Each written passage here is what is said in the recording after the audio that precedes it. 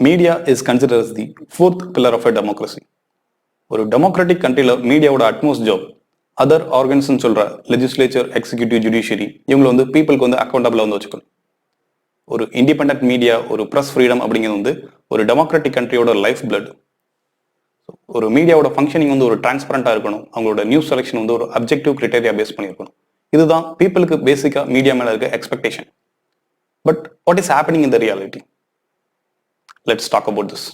Welcome to my channel, Book Review.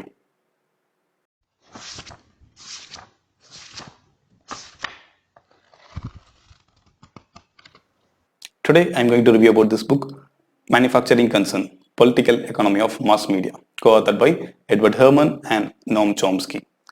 மீடியாவோட function, அவங்களோட working, behind the screen வந்து media எப்படி work ஆகுது அப்படிங்கிறத தெரிஞ்சுக்கிறதுக்கு ஒரு செமினல் ஒர்க் மேனுஃபேக்சரிங் கன்சர்ன். இந்த புக்கில் வந்து ஆத்தர்ஸ் வந்து ப்ரொபகண்டா மாடல் அப்படிங்கிற ஒரு மாடலை கன்ஸ்ட்ரக்ட் பண்ணி அதை பேஸ் பண்ணி மீடியா எப்படி ஒர்க் ஆகுது அப்படிங்கிறத பற்றி அனலைசிஸ் பண்ணுறாங்க. இந்த அனலைசிஸோட கன்க்ளூஷன் வந்து என்ன சொல்கிறாங்க அப்படின்னா, லார்ஜ்லி இண்டிபெண்டன்ட் மீடியா அப்படின்னு சொல்கிற மீடியா வந்து இண்டிபெண்டாக வந்து ஃபங்க்ஷன் ஆகிறது கிடையாது. அவங்க வந்து ஒரு ஃப்ரேம் ஒர்க்கை பேஸ் பண்ணி தான் ஃபங்க்ஷன் பண்ணிட்டு இருக்காங்க. இந்த ஃப்ரேம் ஒர்க் வந்து செட் பண்ணுறது வந்து government and special allied groups. இதுதான் ஆத்தர் கொடுக்குற கன்க்ளூஷன்ஸ். ஸோ இன்னும் கிளியர் டேர்மில் சொல்லணும் அப்படின்னா, ஒரு ஃப்ரேம் ஒர்க்கை வந்து ஒரு ஸ்பெஷல் லைட் குரூப் வந்து ஃபிக்ஸ் பண்ணுறாங்க. அதை பேஸ் பண்ணி நியூஸ் மீடியா வந்து அஜெண்டா வந்து செட் பண்ணுறாங்க. இந்த அஜெண்டாவை பேஸ் பண்ணி தான் நமக்கு கிடைக்கிற இன்ஃபர்மேஷன்ஸ், நியூஸ் எல்லாமே நமக்கு வந்துட்டு இருக்கு. இதுதான் இந்த ப்ரொபகண்டா மாடல் அப்படிங்கிற மாதிரி ஆத்தர் வந்து சொல்கிறாங்க. இந்த ப்ரொபகண்டா மாடல் வந்து வேரியஸ் டெக்னிக்ல வந்து ஃபங்க்ஷன் ஆகிட்டு இருக்கு அப்படிங்கிற மாதிரி சொல்கிறாங்க. ஃபார் எக்ஸாம்பிள் 15 இயர்ஸ்ல வந்து ஒரு பாலிசி வந்து இம்ப்ளிமெண்ட் பண்ணணும் அப்படின்னு சொல்லி ஸ்பெஷல் லைட் குரூப்ஸ் இன்னைக்கு டிசைட் பண்ணிட்டாங்க அப்படின்னா, டே ஒன்ல வந்து மீடியா வந்து அந்த பாலிசியை வந்து சப்போர்ட் பண்ணுறதுக்கு வந்து பீப்புளை வந்து கல்டிவேட் பண்ணுறாங்க. ஸோ ஒரு ஃபேவரான ஒப்பீனியன் வந்து ஜென்ரேட் பண்ணுறாங்க. இது இந்த ப்ரொபகண்டா மாடல் ஒரு டைப் அப்படிங்கிற மாதிரி சொல்கிறாங்க. இது மட்டும் இல்லாமல் சொசைட்டியில் ஒரு பெர்செப்ஷனை வந்து கிரியேட் பண்ணுறதுக்கு வந்து மீடியா வந்து அவங்களோட ஒர்க்கிங் வந்து அந்த ஸ்பெஷல் எலைட் குரூப்க்கு ஃபேவரை வந்து மாற்றிக்கிறாங்க. ஃபார் எக்ஸாம்பிள் இமிகிரன்ஸ் அப்படின்னா ஒரு பெர்செப்ஷன் நமக்கு வரும். டெரரிசம் அப்படின்னா ஒரு பெர்செப்ஷன் வரும். ஸோ ஒரு ஐடியாலஜி பேஸ் பண்ணி ஒரு பெர்ஸ்பெக்டிவ் வந்து கிரியேட் பண்ணுறது, இது எல்லாமே வந்து ஒரு மீடியாவோட ஜாப். ஸோ இது எல்லாமே வந்து ஒரு ஸ்பெஷல் எலைட் குரூப்ஸ்க்கு வந்து ஃபேவராக தான் ஃபார்ம் பண்ணுறாங்க. ஸோ எந்த பெர்செப்ஷன் வந்து ரியலாக இருக்கோ அது இல்லாமல் ஒரு ஸ்பெஷல் எலைட் குரூப்ஸ்க்கு ஃபேவராக வந்து ஒரு பெர்செப்ஷன் வந்து கிரியேட் பண்ணுறாங்க. இது மட்டும் இல்லாமல் சில டைவர்ஷனரி டாக்டிக்ஸ்க்கும் இந்த ப்ரொபகண்டா மாடல் வந்து கம்பேர் பண்ணி காமிக்கிறாங்க. என்ன அப்படின்னா, ஒரு ஸ்பெஷல் எலைட் குரூப்ஸோ இல்லை ஒரு கவர்மெண்ட்டோ ஒரு டிஃபிகல்ட்டான சுச்சுவேஷன் வரும்போது, ஒரு டைவர்ஷனரி டாக்டிக்ஸ் தேவைப்படும் போது மீடியா வந்து அவங்களோட ரோலை ப்ளே பண்ணுறாங்க. ஸோ சடனாக திடீர்னு ஒரு விஷயம் வந்து பூதாகரமாக மாறும். ஸோ எல்லா மீடியா வந்து அதை பற்றி டிஸ்கஸ் பண்ண ஆரம்பிப்பாங்க. ஒரு டைவர்ஷனரி டாக்டிக்ஸ் தேவைப்படுச்சு. ஸோ ஸ்பெஷல் எலைட் குரூப் ஃபேவராக வந்து மீடியா வந்து பண்ணி கொடுத்தாங்க. ஸோ இந்த மாதிரி ப்ரொபகண்டா டைப் வந்து வேரியஸ் டைப்ஸில் வந்து ஃபங்க்ஷன் ஆகிட்டு இருக்கு அப்படிங்கிற மாதிரி சொல்கிறாங்க. இதை வந்து வேரியஸ் டெக்னிக்ஸ் யூஸ் பண்ணி வந்து இம்ப்ளிமெண்ட் பண்ணுறாங்க. For example same type of issues வந்து 2 டிஃப்ரெண்ட் பிளேஸில் வந்து நடந்துட்டு இருக்கும். ஒரு பிளேஸில் நடக்கிற இன்சிடென்ட்ஸ்க்கு வந்து மீடியா வந்து ஒரு எக்ஸசிவ் கவரேஜ் கொடுப்பாங்க. ஸோ ஃப்ரண்ட் பேஜில் வந்து அந்த இஷ்யூவை பற்றி டிஸ்கஸ் பண்ணுவாங்க, ஒரு எடிட்டோரியல் டிஸ்கஷன். அது மட்டும் இல்லாமல் விஷுவல் மீடியாவில் அந்த கேஸை பற்றி நிறைய டிஸ்கஸ் பண்ணுவாங்க, டிபேட் எல்லாமே பண்ணுவாங்க. So same type of issue, அது வயலண்ட் மர்டராக இருக்கலாம், இல்லை ஒரு கிரைமாக இருக்கலாம், எல்லாமே ஒரு சேம் டைப் ஆஃப் இஷ்யூ இன்னொரு பிளேஸ்லையும் அதே இஷ்யூ நடக்கும் போது மீடியா அதை வந்து கண்டுக்கவே மாட்டாங்க. ஸோ எந்த அட்டென்ஷனும் அந்த இதுக்கு கொடுக்க மாட்டாங்க, ஜஸ்ட் கிராஸ் ஓவர் பண்ணி போயிட்டே இருப்பாங்க. ஸோ இதுக்கு பாசிபிள் எக்ஸ்பிளனேஷன் மீடியாட்ட கேட்டிங்க அப்படின்னா எதுவுமே இருக்காது. அதர் தென் நியூஸ் வர்த்தினஸ் அப்படிங்கிற ஒரு டேர்மை வந்து டிஃபைன் பண்ணுவாங்க. நியூஸ் வர்த்தினஸ் யாருக்கு அது நியூஸ் வர்த்தினஸ் அப்படின்னு ஒரு கொஸ்டின் வரும்போது, நாட் ஃபார் தி பீப்புள், அவங்க ஸ்பெஷல் அலைட் குரூப்ஸ் அப்படின்னு சொல்கிற அவங்களுக்கு அது நியூஸ் வர்த்தியாக இருந்துச்சு அப்படின்னா அதுக்கு வந்து ஒரு எக்ஸசிவ் அட்டென்ஷன் கொடுக்கும்.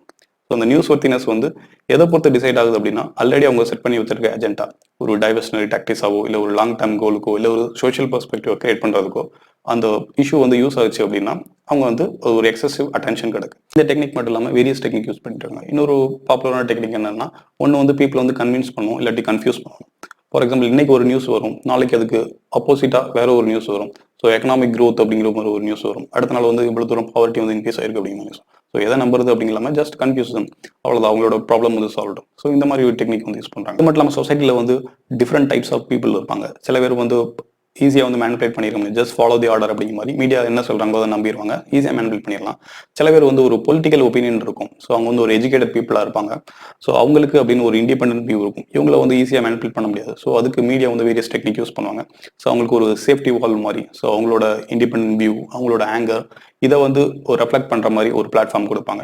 பட் அந்த பிளாட்ஃபார்மில் வந்து அவங்களோட அந்த அட்வர்ஸ் ஸ்டாண்ட்ஸ், அந்த மீடியா எடுக்கிற அட்வர்ஸ் ஸ்டாண்ட்ஸில் வந்து அந்த ஃப்ரேம் ஒர்க்கில் தான் ஒர்க் ஆவாங்க. அந்த ஃப்ரேம் ஒர்க்கை தாண்டி எந்த மீடியாவும் போக மாட்டாங்க. பட் இது வந்து அந்த பொலிட்டிக்கல் ஒப்பீனியன், அந்த கிளாஸ், அந்த செட் ஆஃப் பீப்புளை வந்து இது வந்து சாட்டிஸ்ஃபை பண்ணும்.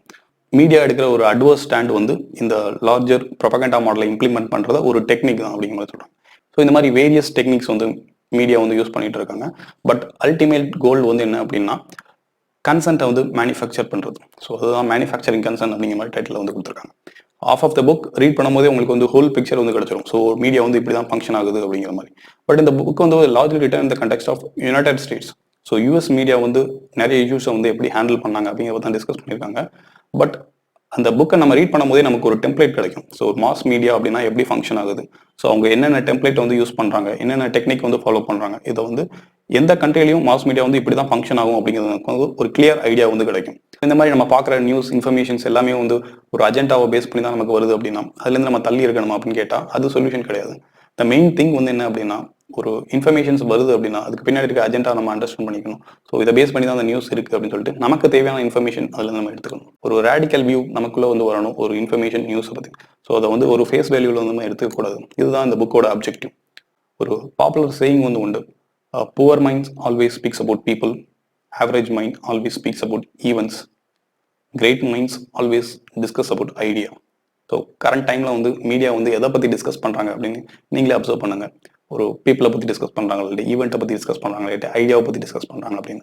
So most of the preference வந்து ஐடியாவுக்கு கொடுத்தோம் அப்படின்னா ஒரு நாலேஜபிள் சொசைட்டி வந்து கிரியேட் ஆகும். If you have decided to read this book means my personal suggestion George ஆர்வலோட 1984 ரீட் பண்ணிட்டு இந்த புக்கை ரீட் பண்ணும்போது இன்னும் பெனிஃபிஷியலாக இருக்கும். ஸோ இந்த 2 புக்கையும் ரீட் பண்ணிட்டு observe media for sometimes then came to the conclusion. இந்த புக் வந்து ஒரு கான்ஸ்பிரசி தியரி அப்படின்னு சொல்லி இதை நம்ம தள்ளி வச்சிடலாமா, இல்லை ஒரு ஆக்சுவல் ரியாலிட்டியை பற்றி தான் டிஸ்கஸ் பண்ணியிருக்காங்களா அப்படிங்கிறது. Have a reality check. Thank you.